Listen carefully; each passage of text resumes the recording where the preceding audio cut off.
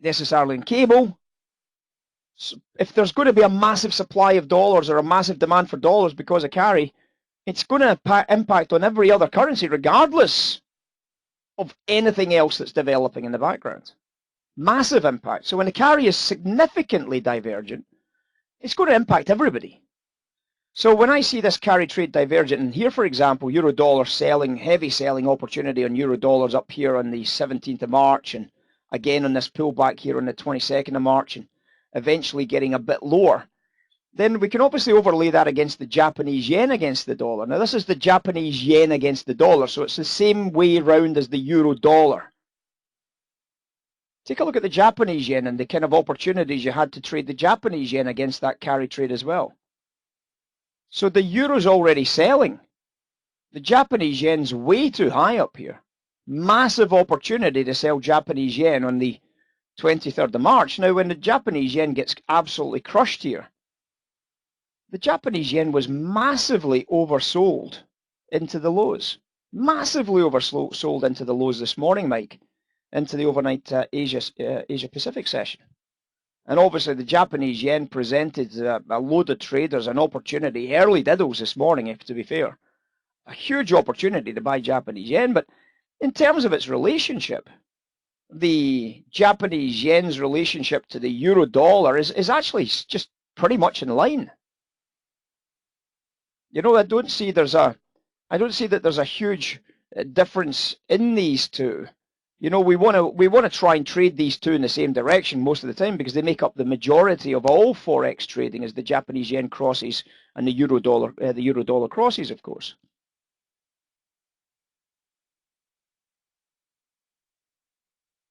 But as a baseline narrative, Mike, it's always best to just go back to the carry trade, because in the baseline, that's what runs the marketplace. That's what you buy and sell when you buy and sell a currency, guys. Is you're buying and selling that carry. So when you get the carry trade setting up, you can start to recognize the different opportunities. Look at the Japanese yen against the carry trade, Mike. It's almost an identical line, isn't it? You can see how massively overpriced the euro dollar was on this big surge to the upside here back on the 25th of February.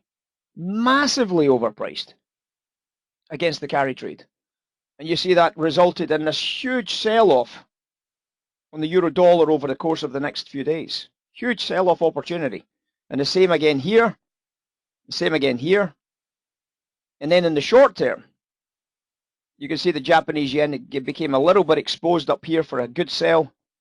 And then into this morning's business, Japanese yen became sensational for a buy trade. So I think it's always just a case, Mike, when you're developing out your thesis.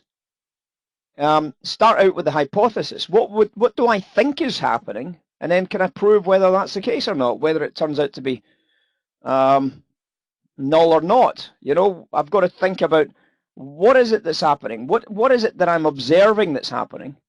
Why do I think it's happening? And how can I use the various charting tools and the various other pieces that I've got at my disposal to explain what's happening so that my model builds and develops past that point? But the simplest and easiest location to start is the carry trade always. Without the carry trade, we have no forex trade. Without knowledge about what the carry trade's doing, I'm not really going to be too involved in forex.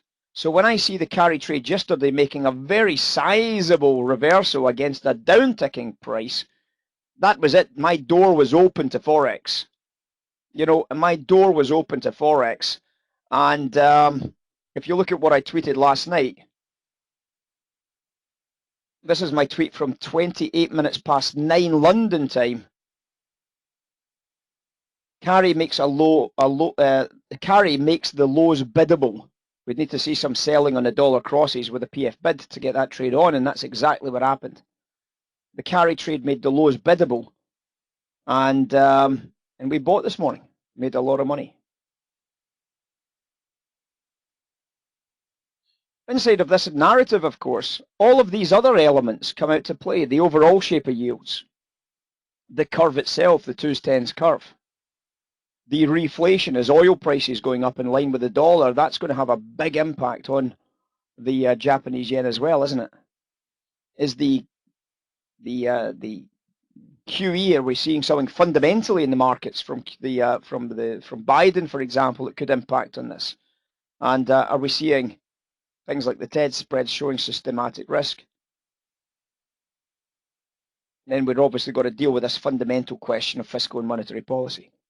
Is there a divergence between their fiscal and monetary policies across two countries, for example, the Eurozone or the American economies, or the Japanese economy and the American economies? Are we getting one economy unlocking and one economy locking down? And those fundamentals are having a bigger impact just now than they normally would, Mike, because usually in the normal world, the economies go in the same directions. One's lagging always. There's always a leader and a laggard, but in the current economy, it's all based around the ability to reopen and reclose and reopen and reclose, and it's going backwards and forwards so aggressively that it's very difficult to get a handle on it. We just have to try and stay on top of this. Yeah.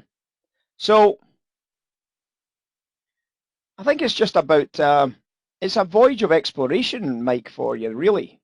It's about looking at this narrative and seeing out of these tools and out of these ideas what your thesis is, whether you then can prove your thesis to be true, and then use it as a future model for your trading going forward. But the starting point for everybody is make sure you don't lose sight of that carry, because when that carry was as bullish as it was yesterday, like this, guys, I have got no doubt what is going to happen today. It's going to be a long market against the dollar. And that is exactly what happened. We got a blistering attack against the dollar this morning just because we can take that carry trade into our books. It's beautiful. Absolutely beautiful.